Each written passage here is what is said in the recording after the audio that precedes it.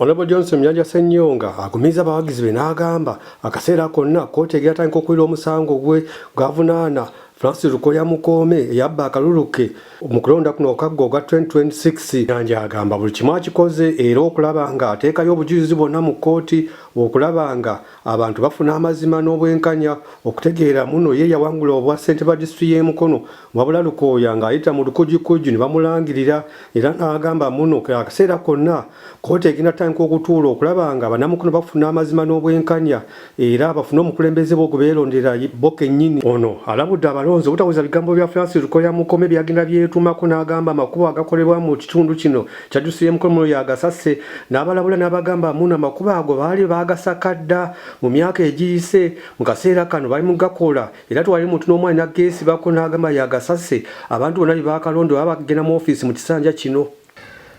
Njagala okuzaamu bannamukono essuubi ky'omusango twaguteekayo dda n'omuwawaabirwa n'atuddamu bye yatuddamu kati ng'ekirindwa ky'ekitongole ekiramuzi okugaba abalamuzi okutandika okuwulira emisango.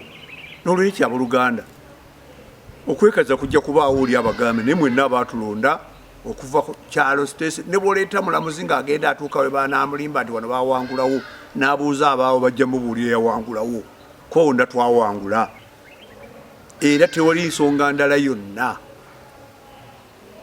Tulinze ekintu kimu kukwasibwa buwanguzi bwaffe kubakulembera kubayiiyiza ate mu ngeri etwala abantu nge bawa ekitiibwa okuviira ddala ku basawo basomesa bazadde mu masomero bankola nguudo n'abakozi bonna okumotivatinga obulamu bwabwe okulaba nti disitulikiti eno eddayo ku ntikko nga bwe yali Mukono.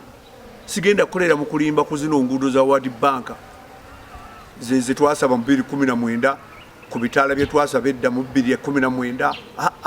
Ngenda kukola kye bayita okusaka naawe omuntu alabe era nga nkulaza wano ku project proposals zemaze okuteekerateekera Mukono district omuli ey'abavubuka n'abakyala omuli ey'abalema n'abakadde n'erimu okulwanyisa obwavu nga tuyita mu empowering the youth through skills.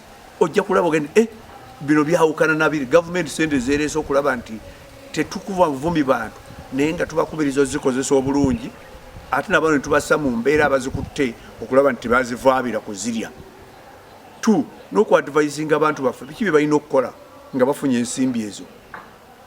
N'olwekyo essuubi ddene njagala libabeemu era musigale nga muli ggumite nga mumanyi nti ekintu kitambula ate kirungi biri mu mpapula z'amawulire biri ku zirediyo zonna nti judiciary ekyalinda kasente ndowooza tulinda kano electoral commission kegenda okufunako okuli okulonda ku LC1 ate neza judicial department okulaba nti batandika.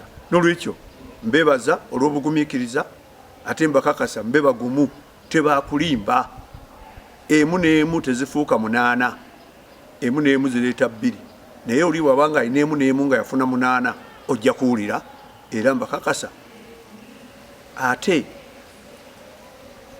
anaazina takumba. Mukama bampeera omukisa awangale ennyo maaso moogi.